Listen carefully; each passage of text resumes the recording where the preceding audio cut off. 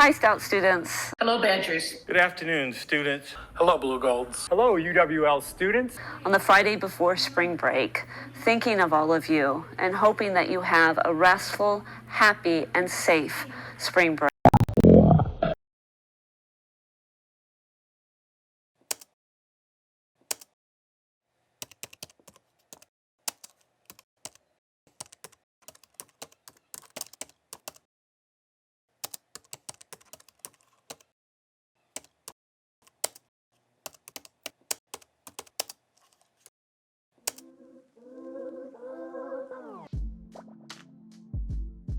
My name is Steve Shaw. My pronouns are he, him, his, and I'm a residence life coordinator in university housing. Hello, I'm Jamie Hidalgo. Hi everybody, my name is Aaron Sims. Hi, I'm Chaeyoon and I'm from South Korea and I'm studying biology. What I remember is still in Spain, I was talking to my coordinator here and she'd be like, we're just gonna act like everything's normal, like just do everything as we would do normally. And certain things were stopped, like held up, like visa stuff. I couldn't go to the embassy because they couldn't send me the paperwork yet because they weren't sure. Until, I think it was June 1st when I received the email that the fall semester had been canceled for all international students, and I was devastated about that. I remember talking to a student who works at Aldi. This was really early, maybe first or second week of March, and he said, are the residence halls going to close? And I said, if the residence halls close, then we've got a lot of problems. This is truly an unprecedented situation. This virus doesn't discriminate. It attacks everyone. 30 states issue school closures and people start panic buying in stores. Meanwhile, students are rebelling against colleges and universities nationwide demanding tuition refunds as classes move online. Yeah, so I referenced earlier that I'm a resident advisor for university housing. I have been now for about 2 years, since the fall of 2019.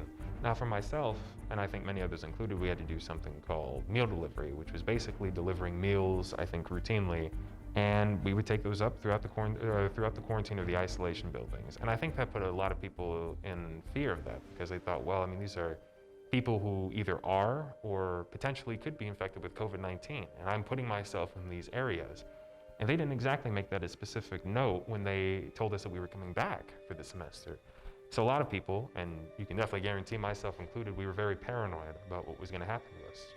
I was living in a dorm because I'm an international student, and then suddenly I got email from housing, and then they said, like, the dorm will be shut down.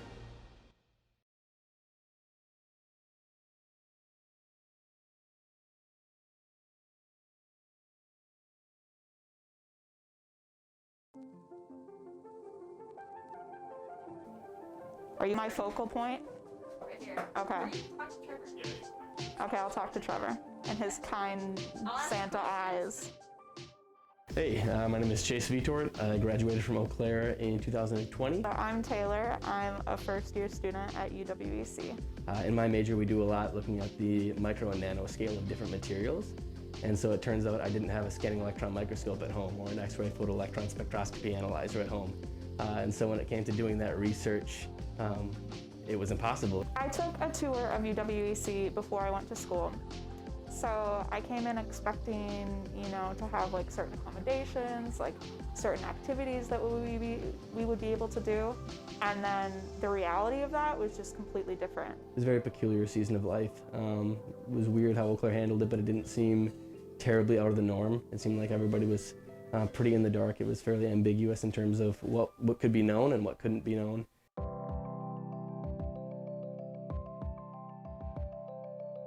Hi, my name is Johnny Wheeler. I teach photo and video at UW-STOUT. My name is Erin Spearing. I'm Jenna Cantrick. My name is Sophie. I'm a second year at LACROSSE. Hey, I'm Delana Schreiner, and I'm a junior at UW-LACROSSE.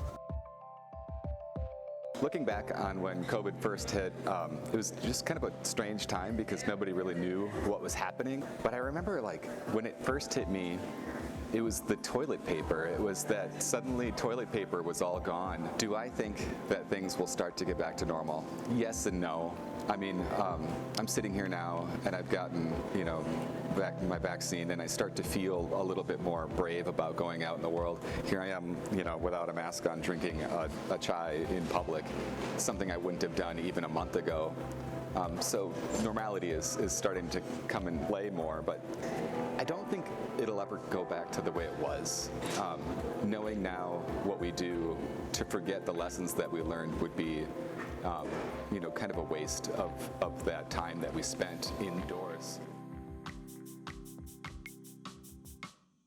I think it was like March 13th was the day when pretty much everything changed. Like all the closures started to come out. I was supposed to study abroad last fall, in fall of 2020, and I got accepted a week before COVID hit, and it wasn't even UW-LACROSSE that canceled it.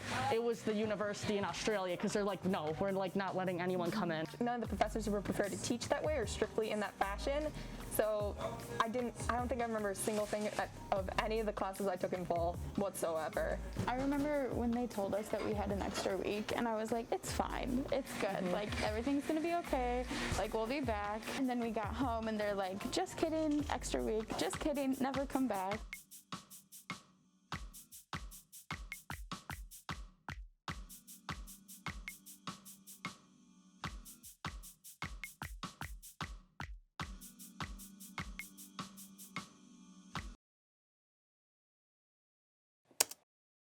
I'm Catherine Frank. I'm the Chancellor at UW-STOUT.